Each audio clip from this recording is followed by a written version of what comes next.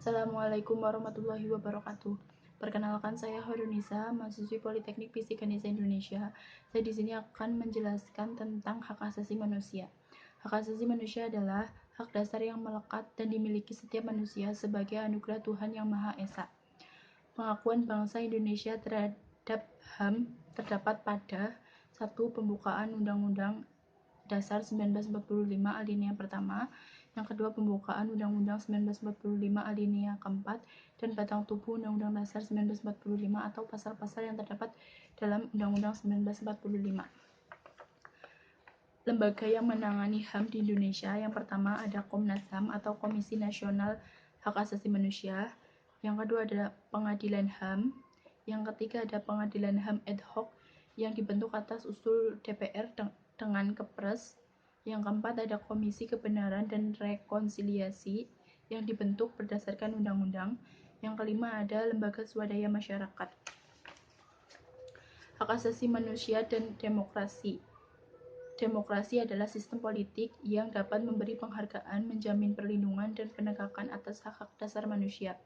Unsur utama demokrasi, kontrol rakyat atau atas proses pembuatan keputusan politis, kesamaan hak atau kesetaraan politis dalam menjalankan kendali.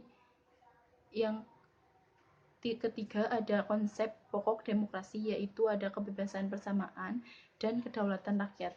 Yang keempat ada unsur pokok pemerintahan demokrasi, yaitu pengakuan atas HAM dan partisipasi rakyat dalam pemerintahan. Adapun piagam PBB tentang Deklarasi Universal of Human Rights tahun 1948, yaitu hak berpikir dan mengeluarkan pendapat, hak memiliki sesuatu, hak mendapatkan pendidikan dan pengajaran, hak menganut aliran kepercayaan atau agama, hak untuk hidup, hak untuk kemerdekaan hidup, hak untuk memperoleh nama baik, hak untuk memperoleh pekerjaan, dan hak untuk mendapatkan perlindungan hukum.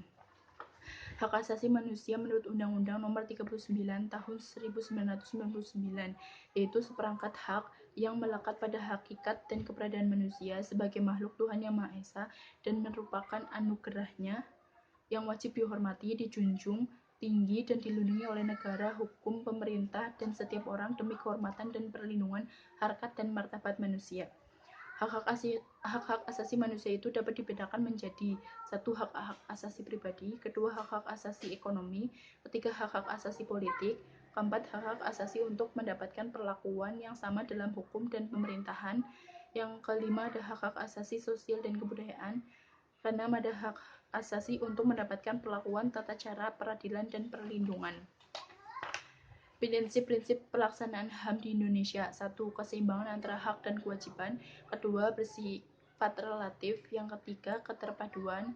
Keempat, ada keseimbangan. Kelima, kerjasama internasional yang saling menghormati. Keenam, ada taat pada peraturan. Ketujuh, ada keterkaitan sistem politik. Kedelapan, kesamaan harkat dan martabat.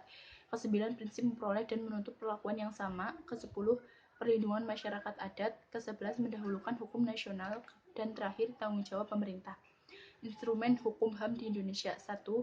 TAP MPR nomor 17 tahun 1998, Undang-Undang nomor 5 tahun 1998, Kepres nomor 181 tahun 1998, Kepres nomor 129 tahun 1998, Inpres nomor 26 tahun 1998, Undang-Undang nomor 39 tahun 1999, nomor 26 tahun 2000, dan amandemen kedua Undang-Undang Dasar 1945 tahun 2000 bab 10A pasal 28A sampai 28C. Hambatan penegakan HAM. Yang pertama ada faktor kondisi sosial budaya, faktor komunikasi dan informasi, faktor kebijakan pemerintah, faktor perangkat perundangan, dan faktor aparat dan penindakannya. Pelanggaran HAM. 1. Kejahatan genosida, yaitu adalah setiap perbuatan yang dilakukan dengan maksud untuk menghancurkan atau memusnahkan seluruh atau sebagian kelompok, seperti membunuh anggota kelompok yang mengakibatkan penderitaan fisik atau mental yang berat terhadap anggota-anggota kelompok. Kedua, kejahatan terhadap kemanusiaan adalah salah satu perbuatan yang dilakukan sebagai bagian dari serangan yang meluas atau sistematik yang diketahuinya bahwa serangan tersebut ditujukan langsung terhadap penduduk sipil, seperti pembunuhan, perbudakan, pengusiran, pemerkosaan, dan lain-lainnya.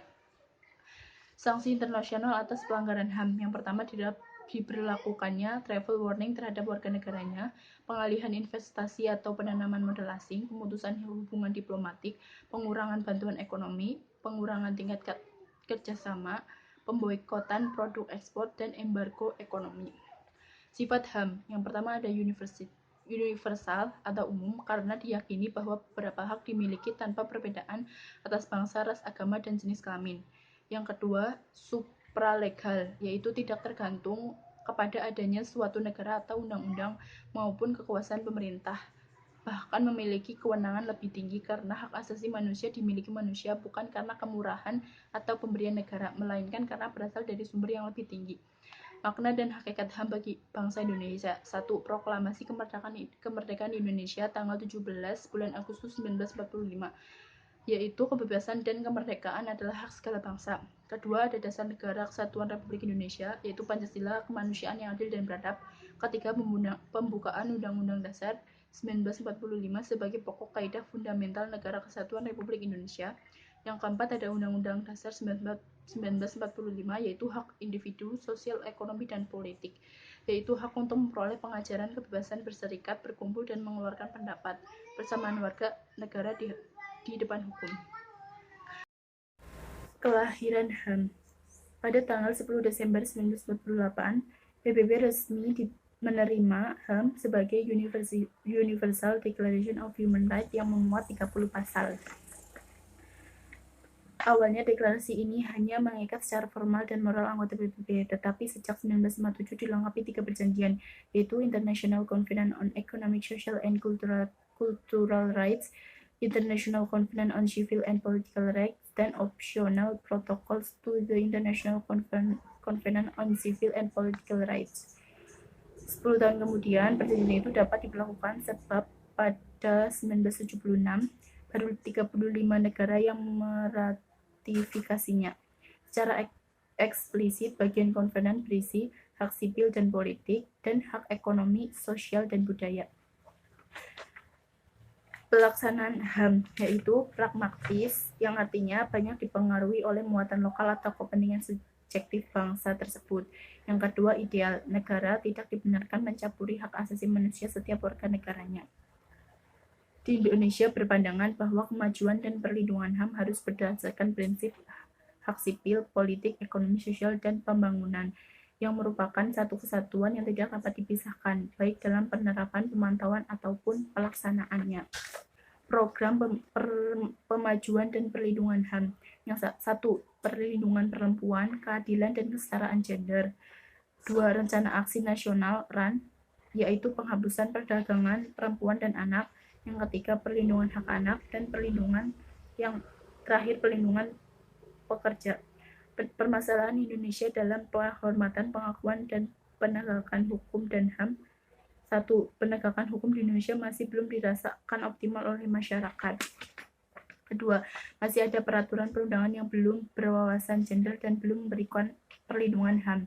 3. Belum membaiknya kondisi ekonomi bangsa sebagai dampak krisis ekonomi.